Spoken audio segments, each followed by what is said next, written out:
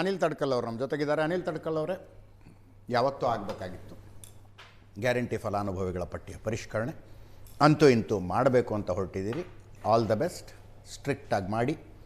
ಅನರ್ಹರಿಗೆ ಗ್ಯಾರಂಟಿಯ ಫಲ ಸಿಗೋದು ಬೇಡ. ಯಾರು ಅರ್ಹರಿದ್ದಾರೆ ಅವರಿಗೆ ನೇರವಾಗಿ ತಲುಪಲಿ. ಅದನ್ನು ಮಾಡುವುದಕ್ಕಿಂತ ಮುಂಚೆ ಕಾಕಾ ಪಾಟೀಲ್ಗೂ ಫ್ರೀ, ನಾನಾ ಪಾಟೀಲ್ಗೂ ಫ್ರೀ, ನಾನಾ ಸಾಹೇಬ್ಗೂ ಫ್ರೀ ಅಂದಿದ್ದು ಒಂದು ತಪ್ಪಾಗಿದೆ ನಮ್ಮಿಂದ ಅಂತ ಹೇಳಿ ಒಂದು ಸಲ. ಅಜಿತ್, ಇದು ಮೊದಲನೇದಾಗಿ ಹೇಳಬೇಕು ಅಂತಂದರೆ, ತಾವು ಹೇಳಿರುವಂಥ ವಿಚಾರವನ್ನು ಭಾಳ ಸರ್ಕಾರ ಗಂಭೀರವಾಗಿ ತಗೊಂಡು ಈ ಥರದ್ದೊಂದು ಏನು ನಿಲುವು ತಗೊಂಡು ಮುಂದಿನ ದಿನಗಳಲ್ಲಿ ಸರಿಯಾದ ಫಲಾನುಭವಿಗಳಿಗೆ ಕೊಡಬೇಕಂತ ಕೆಲಸಗಳನ್ನ ಸರ್ಕಾರ ಮಾಡುತ್ತೆ ಅನ್ನೋದು ಮೊದಲನೇ ವಿಶ್ವಾಸ. ಮಾಡ್ತೀವಿ ಅನ್ನೋ ಒಂದು ವಿಶ್ವಾಸವನ್ನು ತಮ್ಮ ವಾಯನ ಮೂಲಕ ನಾನು ಹೇಳೋದಕ್ಕೆ ಇಚ್ಛೆಪಡ್ತೀನಿ. ಮೊದಲನೇದು. ಎರಡನೇದೇನಾಗಿದೆ ಅಂತಂದರೆ, ಭಾರತೀಯ ಜನತಾ ಪಾರ್ಟಿ ಕೇಂದ್ರದಿಂದ ಹಿಡ್ಕೊಂಡು ರಾಜ್ಯದ ಎಲ್ಲ ನಾಯಕರು ಎಲೆಕ್ಷನ್ಗಿಂತ ಮೊದಲು ಅವ್ರು ಆಡಿದ್ದಂಥ ಮಾತುಗಳನ್ನ ನಾವು ಗಮನಿಸ್ತಾ ಹೋದರೆ, ಭಾರತೀಯ ಜನತಾ ಪಾರ್ಟಿಯವರು ಇಡೀ ರಾಜ್ಯಾದ್ಯಂತ ಎಲ್ಲ ಕಡೆ ಹೇಳ್ಕೊಂಡು ಬಂದರು, ಇಲ್ಲ ಬರೀ ಕಾಂಗ್ರೆಸ್ನವರು ಬೊಗಳೆ ಬಿಡ್ತಾರೆ, ಯಾವ ಗ್ಯಾರಂಟಿನೂ ಕೊಡಲ್ಲ ಅಂತಂದರು.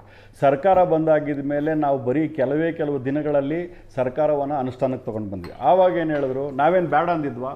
ನಾವೇನು ಬೇಡ ಅಂದಿರಲಿಲ್ವಲ್ಲ, ಯಾಕೆ ಈ ಥರ ಕಾಂಗ್ರೆಸ್ನವ್ರು ಈ ಥರ ಮಾಡ್ತಾರೆ ಅಂತೇಳಿ ಮನೆ ಹೊರಗೆ ಮನೆ ಒಳಗೆ ಎರಡೂ ಕಡೆ ಮಾತಾಡಿದ್ರು. ಅದಾಗಿದ್ದ ಮೇಲೆ they have started becoming economic ಅಡ್ವೈಸರ್ಸ್ಗಳು.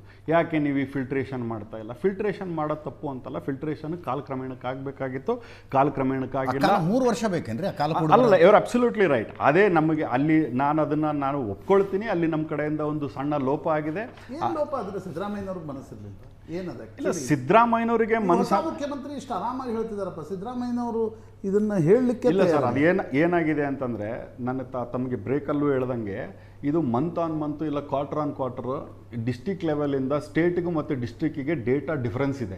ಆ ಡಿಫ್ರೆನ್ಸ್ ಡೇಟಾವನ್ನು ಸರಿಯಾದಂಥ ಕ್ರಮಕ್ಕೆ ತೊಗೊಂಬರ್ಬೇಕಾದಂಥ, ಯಾಕಂದರೆ ಇದು DBT ಒಳಗಡೆ ಯಾರು ಕಂಟ್ರೋಲ್ ಇರಲ್ಲ. ಒಂದು ಸರಿ ನಾವು ಡೇಟಾ ಎಂಟ್ರಿ ಮಾಡಿದ್ವಿ ಅಂದರೆ ಮಂತ್ ಆನ್ ಮಂತ್ ಡೈರೆಕ್ಟಾಗಿ ಅವರಿಗೆ ದುಡ್ಡು ಹೋಗುವಂಥ ಸಾಧ್ಯತೆ ಜಾಸ್ತಿ ಇರೋದ್ರಿಂದ, ಇಲ್ಲಿ ಯಾರು ಮಿಡಲ್ ಮ್ಯಾನ್ ಇಲ್ಲದೆ ಇರೋದ್ರಿಂದ, ಇದು ಏನಂತಂದರೆ largely it is driven by officers.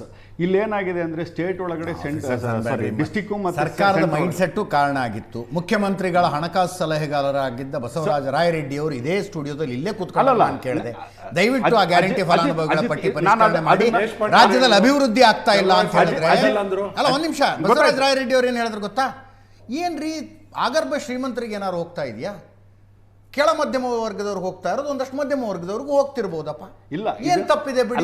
ಇನ್ನೊಂದು 500,000 ಕೋಟಿ ಜಾಸ್ತಿ ಹೋದ್ರೂ ಪರವಾಗಿಲ್ಲ, ಪಟ್ಟಿ ಪರಿಷ್ಕರಣೆ ಬೇಡ, ಹೋಗ್ತಾ ಇರ್ಲಿ. ತಾವು ಹೇಳಿದ್ದಕ್ಕೂ ಮತ್ತೆ ಪ್ರತಿಪಕ್ಷದವ್ರು ಹೇಳೋದಕ್ಕೂ ಅದಕ್ಕೆ ನಾವು ಇವತ್ತಿನ ದಿನ ತಪ್ಪಿದೆ ಅಂತೇಳಿ ಒಪ್ಕೊಂಡು ಮುಂದಿನ ದಿನಗಳಲ್ಲಿ ಸರಿ ಮಾಡುವಂಥ ಕೆಲಸವನ್ನ ಮಾಡ್ತೀವಿ ಅಂತೇಳಿ ಮುಖ್ಯಮಂತ್ರಿಗಳು ಮತ್ತೆಲ್ಲ ನಮ್ಮ ಮಂತ್ರಿಗಳು ಪಣ ತೊಟ್ಟು ಇವತ್ತಿನ ದಿವಸ ಕೆಲಸ ಮಾಡಬೇಕು ಅನ್ನೋ ಒಂದು ಯೋಜನೆಯಲ್ಲಿ ಇದ್ದಾರೆ. ಇವತ್ತಿರುವಂಥ ಪ್ರಶ್ನೆ ಅದಲ್ಲ. ಇವತ್ತಿರುವಂಥ ಪ್ರಶ್ನೆ ಏನು ಅಂದರೆ, ನಾವು ಸರಿಸುಮಾರು 55,000 ಕೋಟಿ, ಈಗ 3 ವರ್ಷದೊಳಗೆ 1,48,000 ಕೋಟಿ ನಾವು ಜನರಿಗೆ ತಲುಪಿಸಿದ್ದೀವಿ. ಇವತ್ತು ಭಾರತೀಯ ಜನತಾ ಪಾರ್ಟಿ ಕಳೆದ 2008ರಿಂದ 2013 ಮತ್ತು 2018 ಬಿಟ್ಟರೆ ಉಳಿದಿದ್ದೆಲ್ಲ either it was BJP or it was aligned BJP ಸರ್ಕಾರ. ಇವತ್ತಿನ ದಿನ ಭಾರತೀಯ ಜನತಾ ಪಾರ್ಟಿ ಮತ್ತು ಅಲೈನ್ಡ್ ಪಾರ್ಟಿಗಳು ಏನು ಜನರಿಗೆ ಕೊಡುಗೆ ಕೊಟ್ಟಿದ್ದಾರೆ ಅನ್ನೋದು ಸಹ ಪ್ರಶ್ನೆ ಮಾಡಬೇಕಲ್ಲ. ಇವತ್ತು ನಾವು ಡೈರೆಕ್ಟಾಗಿ DBT ಕೊಟ್ಟು 1,48,000 ಕೋಟಿ ತಲುಪಿಸಿದ್ರೆ, 1,40,000 ಕೋಟಿನ ನಾವು ಡೈರೆಕ್ಟಾಗಿ ಕಳೆದ 3 ವರ್ಷಗಳಲ್ಲಿ DBT ಸ್ಕೀಮ್ ಮೂಲಕ ಕನ್ಸರ್ವೇಟಿವ್ ಎಸ್ಟಿಮೇಷನ್ 10% ಅನರ್ಹರಿಗೆ ಹೋಗಿದೆ ಅನ್ಕೊಂಡ್ರೆ 14,000 ಕೋಟಿ ಅನರ್ಹರಿಗೆ ಕೊಟ್ಟಿದ್ದೀರಿ. ಅಲ್ಲ, ಈ ಒಂದು 14,000 ಕೋಟಿ ಅಜಿತ್, ಇಲ್ಲ ಇಲ್ಲಿ ಏನಾಗಿದೆ ಅಂತಂದ್ರೆ, there is a serious revision ಆಗ್ತಾ ಇದೆ. ಇವತ್ತು ಚೀಫ್ ಸೆಕ್ರೆಟರಿ ಇಲ್ಲಿ ಬರೋಕ್ಕಿಂತ ಮುಂಚೆ ಸಹ ನಾನು ಇನ್ಫಾರ್ಮೇಷನ್ ತಗೊಂಡು ಬಂದೆ. ಚೀಫ್ ಸೆಕ್ರೆಟರಿ ಹತ್ರ 50% ಈಗ ಯಾರು ಸತ್ತೋಗಿದಾರೋ ಅವ್ರ ಅಕೌಂಟಿಗೆ ಯಾವ ದುಡ್ಡು ಹೋಗಿದೆಯೋ, ಇದೇನು ಕಮಿಟಿ ಇದೆ ಗ್ಯಾರಂಟಿ ಕಮಿಟಿ, ಆ ಗ್ಯಾರಂಟಿ ಕಮಿಟಿ ಅವರು ಹೋಗಿ ಪರ್ಸ್ನಲ್ ಆಗಿ ಮನೆಗೆ ಹೋಗಿ ಭೇಟಿ ನೀಡಿ ಅವ್ರು ಇದಾರೋ ಇಲ್ವೋ ಅನ್ನೋದನ್ನು ಪರಿಶೀಲನೆ ಮಾಡಿ ಅವ್ರ ಹತ್ರ ಇರುವಂಥ ದುಡ್ಡನ್ನು ಮತ್ತೆ ಸರ್ಕಾರಕ್ಕೆ ಕಳಿಸುವಂಥ ಯೋಜನೆ ಸಹ ಆಗಿದೆ. ಹತ್ರ 50% ವಾಪಸ್ ಬಂದಿರುವಂಥ ಡೇಟಾ ನಮ್ಮ ಹತ್ರ ಇದೆ. ಈಗ ಮುಂದಿನ ದಿನಗಳಲ್ಲಿ ಆಫಿಷಿಯಲ್ ಆಗಿ ಸರ್ಕಾರದ ವತಿಯಿಂದ ಎಷ್ಟು ಬಂದಿದೆ ಡೇಟಾ ಅನ್ನೋದು ಸಹ ಅದನ್ನು ಕೊಡುವಂಥ ಕೆಲಸ ಮಾಡ್ತಾರೆ. ಇವತ್ತು ನನ್ನ ಪ್ರಶ್ನೆ ಇರುವಂಥದ್ದು, ಭಾರತೀಯ ಜನತಾ ಪಾರ್ಟಿ ಗ್ಯಾರಂಟಿ ಫಲಾನುಭವಿಗಳ ಪಟ್ಟಿಯಲ್ಲಿ ಒಂದು ಸೀರಿಯಸ್ ಇಂಟೆನ್ಸಿವ್ ರಿವಿಷನ್ ಆಗುತ್ತೆ. 100% ಆಗುತ್ತೆ.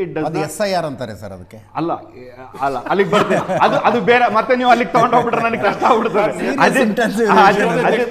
SIR ಅಂತ ಅಲ್ಲ, ನನಗೇನ ಸತ್ತೋಗಿದ್ದಾರೆ, ಸತ್ತೋದವರ ಹೆಸರು ವೋಟರ್ ಲಿಸ್ಟ್ ಅಲ್ಲಿ ಡಿಲೀಟ್ ಮಾಡಬೇಕು ಅಂದ್ರೆ ಇವರು ಕಾಶ್ಮೀರದಿಂದ ಕನ್ಯಾಕುಮಾರಿ ತನಕ ಅಲ್ಲ ಅಜಿತ್ ತಿಂಗಳಿಗೆ 2,000 ಕೊಡೋದಕ್ಕೆ ಸತ್ತೋದವ್ರಿಗೆ ದುಡ್ಡು ಹೋಗ್ತಿದೆ. ಅದಕ್ಕೆ ಸರಿಯಾಗಿ ಮಾತಾಡ್ಬೇಕಂದ್ರೆ ಒಂದ್ ದಿನ ಬೇಕು SIR ಬಗ್ಗೆ ಮಾತಾಡೋಣ, ಅದು ಬೇರೆ. ಇವತ್ತು ಇರುವಂತದ್ದೇನು ಅಂತಂದ್ರೆ ಸತ್ತೋರ್ದೊಂದೇ ಅಲ್ಲಾನೆ. ಫಾರ್ ಎಕ್ಸಾಂಪಲ್ ಈಗ ಮೈಗ್ರೆಂಟ್ಸ್ ಇದ್ದಾರೆ, ಆಂಧ್ರದಿಂದ ಬಂದಿದ್ದಾರೆ, ತೆಲಂಗಾಣದಿಂದ ತಮಿಳ್ನಾಡಿಂದ ಬಂದಿದ್ದಾರೆ. ಈಗ ಈ ತರ ಬಂದಿರೋರು ಬಾಂಗ್ಲಾದೇಶದಿಂದ ಬಂದವರು ಇದ್ದಾರೆ ಸರ್. ಈಗ ಏನಾಗಿದೆ ಅಂತಂದ್ರೆ ಬಾಂಗ್ಲಾದೇಶದಿಂದ ಬಂದಿದ್ದಾರೆ ಅನ್ನೋದಕ್ಕೆ ನಮ್ಮ ಭಾರತೀಯ ಜನತಾ ಪಾರ್ಟಿ ಅವ್ರು ಹೇಳ್ತಾರೆ, ಅದನ್ನ ಹೇಳ್ಕೊಳ್ಳಿ. ಅದನ್ನ ಬಾಂಗ್ಲಾದೇಶದಿಂದ ಅವ್ರನ್ನ ಒಳಗಡೆ ಕರ್ಕೊಂಡ್ಬಂದವ್ರು ಭಾರತೀಯ ಜನತಾ ಪಾರ್ಟಿ ಅವರೇ. ಈಗ ನೋಡೋಣ, ಈಗ ಇದೇನು ಸೈಕಲ್ ಇದು. ಈಗ ಭಾರತೀಯ ಜನತಾ ಪಾರ್ಟಿ ಬೆಂಗಾಲ್ ಒಳಗಿರುವಂತ ವೋಟರ್ ID ಇರುತ್ತಪ್ಪ. ಹೊರಗಿಂದ ಬಂದವರು 7 ವರ್ಷ 8 ವರ್ಷ ಆಗಿರುತ್ತೆ, ಇಲ್ಲೇ ವೋಟರ್ ID ಮಾಡಿಸ್ಕೊಂಡಿರ್ತಾರೆ ಸರ್. ತಪ್ಪಲ್ಲ, ನಾವು ಅದನ್ನೇ ಹೇಳ್ತಾ ಕೊಡ್ತಾರಂತೆ. ಸರ್ ಹಂಗಲ್ಲ. ಈಗ ಏನಾಗುತ್ತೆ ಅಂದ್ರೆ ಬೇಸಿಕಲಿ ಅದನ್ನೇ ಈಗ ಆಕ್ಚುಲಿ ಹೇಳ್ಬೇಕು ಅಂದ್ರೆ ಇವತ್ತು ಇಲ್ಲಿಗೆ ಬರ್ಬೇಕಾದ್ರೆ ಅದನ್ನು ಚರ್ಚೆ ಆಯ್ತು. ಈಗ ರಿಜಿಸ್ಟ್ರೇಷನ್ ಯಾಕೆ ಮಾಡಿಸ್ಬೇಕು, ಇಲ್ಲಿ ಬಹಳಷ್ಟು ಜನ ತಮ್ಮ ಪತ್ರಿಕೋದ್ಯಮದವರು ನನಗೆ ಕೇಳಿದ್ರು ರಿಜಿಸ್ಟ್ರೇಷನ್ ಯಾಕೆ ಮಾಡಬೇಕು. ಈಗ ಅಕಸ್ಮಾತ್ ಸತ್ತೋಗಿದ್ದಾರೆ ಅಂದ್ರೆ ಆ ಡೇಟಾ ಸಿಗುತ್ತಲ್ಲ ನಿಮಗೆ, ಡೈರೆಕ್ಟ್ ಆಗಿ ಡಿಲೀಟ್ ಮಾಡ್ಬೋದಲ್ಲ. ನೀವು ಯಾಕೆ ಮತ್ತೊಂದ್ಸರಿ ರಿಜಿಸ್ಟರ್ ಮಾಡಿಸ್ತಾ ಇದ್ದೀವಿ ಅನ್ನೋದಕ್ಕೆ ದಿನೇಶ್ ಗುಳಿಗೌಡರು ಪತ್ರಿಕೆಗೋಷ್ಠಿನೇ ಕರೆದು ಅದಕ್ಕೆ ಸರಿಯಾದಂಥ ಮಾಹಿತಿನ ಸಹ ಕೊಟ್ಟಿದ್ದಾರೆ. ಏನಂತ ಹೇಳ್ತಾ ಇದ್ದಾರೆ ಅವರು, ವೆರಿ ಸಿಂಪಲ್. ಈಗ ನಮ್ಮ ಹತ್ರ ಇರುವಂಥ ಡೇಟಾ ಮಿಸ್ ಮ್ಯಾಚ್ ಆಗಿರೋದ್ರಿಂದ ನಾವು ಹೊಸ ಒಂದು ಡೇಟಾ ಬೇಸ್ನ ಕ್ರಿಯೇಟ್ ಮಾಡೋದು. ಇಲ್ಲ ಒಂದು ನಿಮಿಷ ಸರ್, ಒಂದು ನಿಮಿಷ.